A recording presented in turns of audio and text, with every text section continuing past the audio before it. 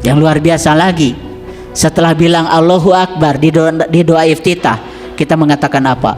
Allahu Akbar kabiro walhamdulillahi katsiro wa subhanallahi bukrata wa asila. Sadar nggak? Sadar? Atau mau cari pahala aja? Itulah ambisi ego. Pahala, pahala, pahala, surga, bidadari.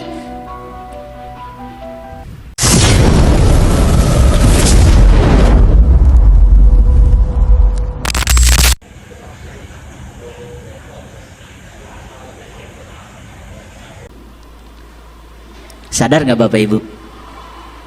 Ketika sholat kita baca Allahu Akbar terus menerus tapi nggak sadar ya, itu namanya sibuk tapi nggak hadir. Yang luar biasa lagi, setelah bilang Allahu Akbar di doa iftitah, kita mengatakan apa? Allahu Akbar kabiro walhamdulillahi katsiro wa subhanallahi bukrata wa asila. Sadar nggak? Sadar? Atau mau cari pahala aja? Itulah ambisi ego. Pahala, pahala, pahala, surga, bidadari. Sementara kita tidak menyadari yang kita ucapkan. Coba sadari, Allah yang maha besar, Allahu Akbar kabiro walhamdulillahi katsiro, Allah yang maha besar dengan segala kebesarannya. Wa subhanallahi bukrata wa asila, sucikanlah Allah pagi dan petang. Itu perintahnya begitu. Atau jangan-jangan baru tahu artinya sekarang ya, padahal dibaca tiap hari. Nah itu sibuk tidak hadir. Itulah, jangan-jangan kita ibadah selama ini bukan digerakkan oleh niat sejati, tapi digerakkan oleh ambisi ego. Ini masih judul, supaya ngerti judulnya. Allah yang maha besar dengan segala kebesarannya. Coba sadari kata-kata itu. Allah yang maha besar dengan segala kebesarannya. Dia besar kebijaksananya, besar cintanya, besar rencananya. Tapi kenapa kita selama ini menolak rencana Dia? Tidak mau ikut bersama Dia.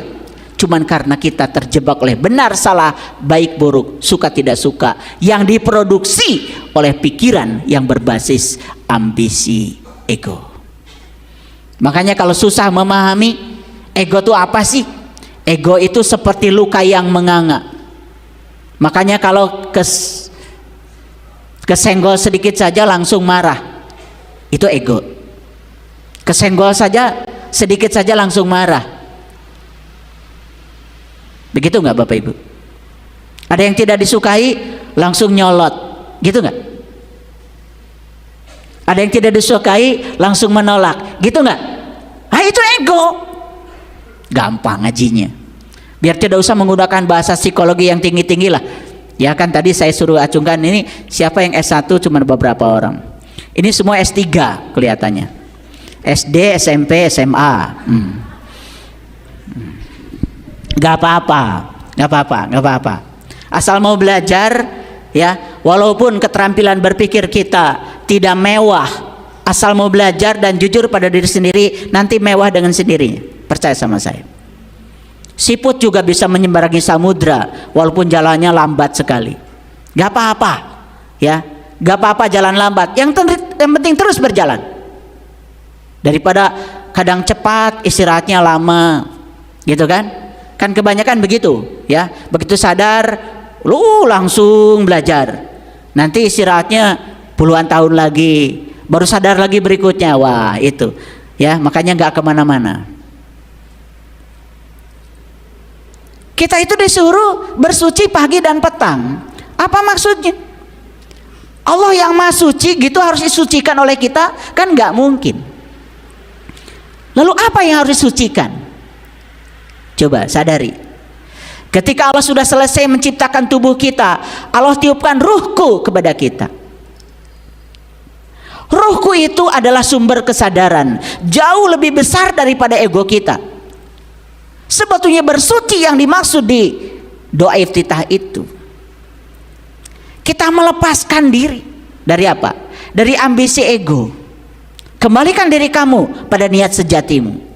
Karena di situ ada kesadaran yang jauh lebih luas daripada kesadaran yang dibangun oleh ambisi ego. Coba sekarang sucikan niat kita. Perhatikan ya saya. Orang yang berbuat kebaikan dan berharap orang lain membalas kebaikannya, itu sudah tidak suci lagi. Satu, dia akan menuntut orang lain harus berterima kasih pada dia. Yang kedua, dia pasti berhenti berbuat baik ketika orang lain melakukan tindakan yang di luar ekspektasinya. Betul apa tidak? Gitu nggak kita selama ini berbuat kebaikan?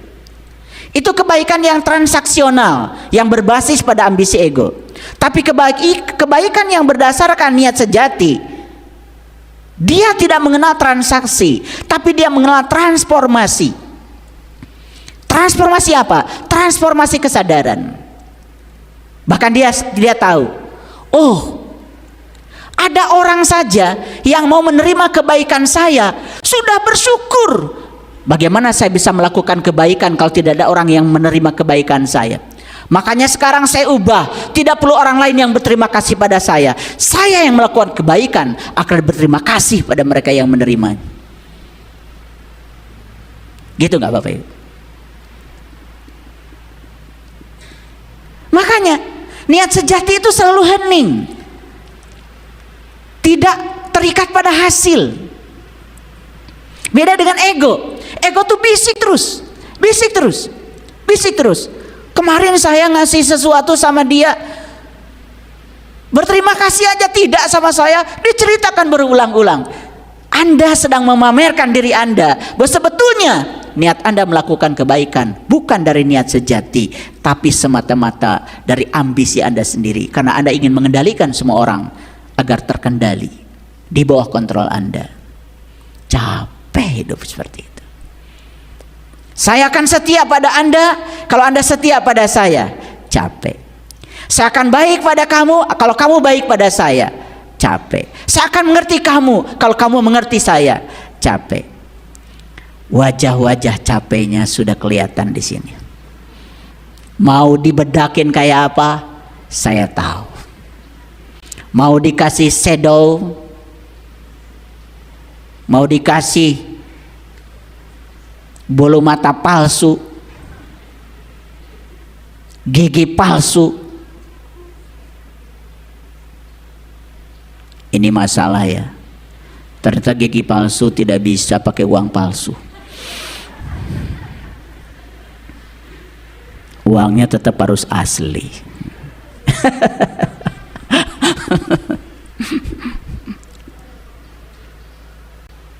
Apa sih pagi? Pagi itu hakikatnya pertemuan antara malam dengan siang.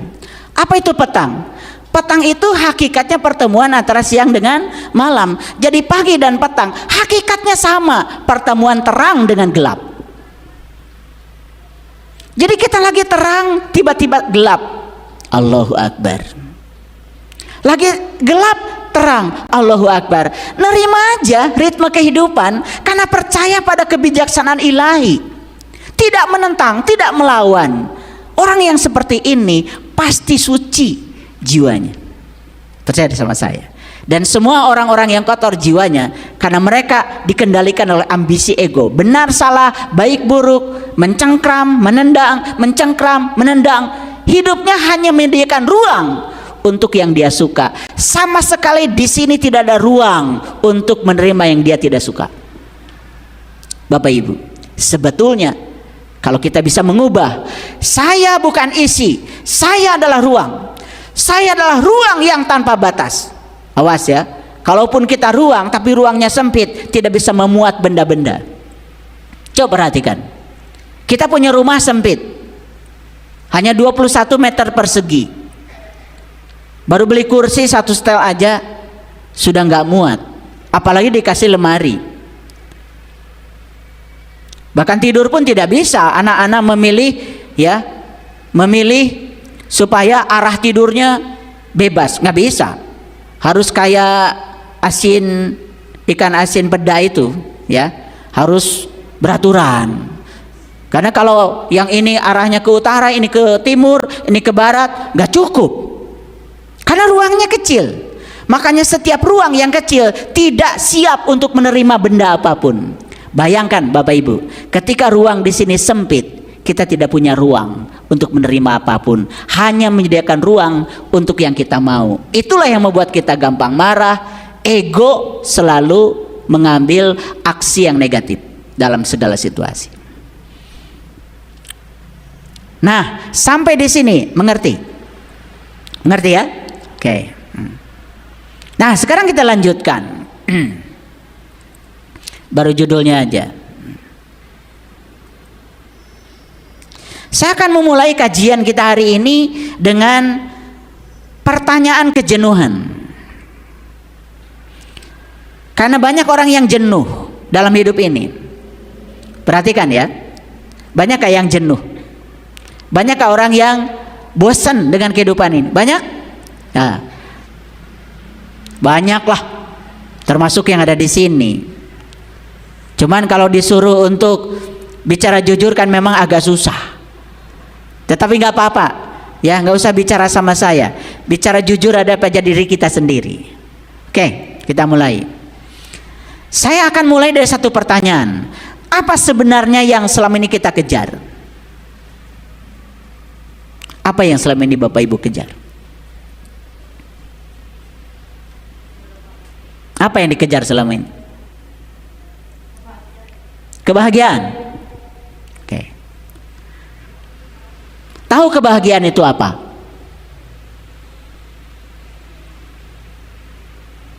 Tadi kan mengejar kebahagiaan. Sementara yang dikejarnya pun tidak tahu. Begitu ditanya kebahagiaan itu apa, nggak tahu. Lucu ya? Lucu. Oh, kalau saya mendapatkan sesuatu maka saya bahagia. Awas, mendapatkan itu bukan bahagia. Mendapatkan itu adalah senang. Mendapatkan uang itu senang. Punya rumah baru itu senang. Punya mobil baru itu senang. Awas, itu bukan bahagia. Bahagia itu justru melepaskan. Bahagia dan senang itu beda. Kalau senang itu mendapatkan, kalau bahagia itu melepaskan. Coba, mendapatkan uang itu senang. Awas ya. Begitu uang yang kita dapat itu kita bagikan, merasakan kebahagiaan orang yang menerima kebaikan kita, disitulah kebahagiaan. Kan berbeda. Kebahagiaan itu melepaskan. Saya baru saja kemarin seharian, saya pergi jam 8 pagi, ya, dari rumah bawa, ya, paket sembako hampir 500 paket, 2 mobil, ya, jalan dengan tim. Saya mencari titik-titik kumpul di mana ada orang yang sedang membutuhkan. Misalnya seperti di sana itu di Sarijadi selalu ada orang yang tukang gali itu. Mereka bawa alat untuk galian, ya, untuk pikulan. Mereka itu tidak putus asa, duduk aja di pinggir jalan, ya, bukan kerja, belum kerja, hanya menunggu orang yang menyuruh dia kerja. Jadi saya pusatkan ke titik-titik seperti itu. Saya turun dari mobil, saya buka paket sembakonya, saya bagikan mereka. Tidak terasa hangat-hangat air mata. Ternyata bahagia itu bukan mendapatkan, bahagia itu adalah melepaskan. Beda kan? Betul apa tidak? Iya. Nah, ditanya pengen bahagia, ternyata bahagianya juga ngerti. Apa yang kita kejar selama ini? Jangan-jangan yang kita kejar itu hanya sesuatu yang berdasarkan ambisi ego kita, bukan sesuatu yang benar-benar kita butuhkan. Ulangi. Jangan-jangan yang kita kejar itu hanya keinginan-keinginan yang berdasarkan ambisi ego, bukan sesuatu yang benar-benar kita butuhkan. Oke. Mengapa hidup terasa lelah padahal tidak banyak bergerak? Lucu kan? Mager, diam terus, tapi terasa lelah. Tidak bergerak, tetapi malah merasa lelah. Malah saya setiap pagi lari 7 kilo, tadi lari 7 kilo, malah tidak merasa lelah. Malah saya masuk ke ruangan ini dengan energi yang berkelimpahan, yang cukup untuk berbagi energi. Kenapa? Karena ngasih kajian seperti ini perlu energi yang besar. Kalau saya tidak punya energi yang besar, saya kesedot, apalagi yang energinya kurang-kurang, itu nyedot itu. Ya, sebentar saya kajian udah habis energi saya. Makanya saya selalu mengisi energi yang banyak. Olahraga, hati selalu bahagia, istirahat yang cukup, makanan yang bagus, yang seimbang sesuai dengan saya butuhkan, pengendalian diri supaya energinya tidak bocor, sinar matahari yang cukup, ya. Habis olahraga saya berjemur, energetik melakukan apapun, hadir sepenuhnya, menjaga hubungan sosial supaya tetap baik, air putih yang cukup. Tapi yang paling utama, sadar bahwa Tuhan yang maha segalanya tidak pernah meninggalkan saya. Itu kekuatan yang luar biasa, merasakan kehadiran dia setiap saat, tidak merasa terpisah dengan dia, karena dia adalah daya kehidupan semesta, kahuripan. Dari mana sumber kelelahan itu Bapak Ibu? Sumber kelelahan itu karena kita terus mengejar, terus berlari ke satu tujuan yang dituju oleh ambisi ego kita yang bernama keinginan. Dan ketika berbeda yang kita dapat dengan keinginan kita, kita sebut gagal, betul? Kita sebut tidak sukses. Coba aja, anak ikut tes CPNS, kemudian tidak diterima, Bapak Ibu bilangnya apa? Gagal. Setelah itu lebih luar biasa lagi, cari upaya gimana caranya supaya anak tetap bisa jadi PNS. Makanya cari relasi, cari koneksi, ya toh? Ditipu orang pun mau, sediakan uang sekian ratus juta, pokoknya dijamin nanti masuk. Gak percaya sama rencana semesta. Padahal bagi semesta tidak ada kegagalan. Anak kita tes CPNS tidak masuk di situ. Karena semesta tidak menyiapkan anak kita jadi pegawai negeri, disiapkan jadi pengusaha kok. Tapi kita tidak percaya. Karena ego kita mengatakan anak saya harus jadi PNS. Dan seolah satu-satunya pilihan, tidak ada kemungkinan lain. Kesadaran sejati punya banyak kemungkinan karena ruangnya luas. Tapi ego sempit, tidak ada kemungkinan mutlak harus jadi PNS. Makanya cari relasi, cari koneksi, gimana caranya supaya tetap jadi PNS dan kemudian sogok menyogok. Ada nggak yang kayak gitu? Ada nggak di ruang ini yang kayak gitu? Lucu. Itu yang membuat kita lelah, memaksakan keinginan, terus mengendalikan sesuatu harus sesuai dengan yang kita mau, tidak percaya pada kebijaksanaan Allah. Pada Allah bilang, ketika aku menutup satu pintu, sebetulnya aku sudah bukakan pintu yang lain yang lebih bagus buat kamu. Anak muda pacaran, diputuskan pacarnya mau bunuh diri, karena dari kecil memang tidak dikasih pilihan oleh orang tuanya, hanya dikasih satu pilihan, kamu harus mendapatkan yang kamu ingin. Tidak ada ruang di otaknya untuk menerima yang tidak dia ingin. Dia tidak percaya ketika pacarnya itu memutuskan dia sebetulnya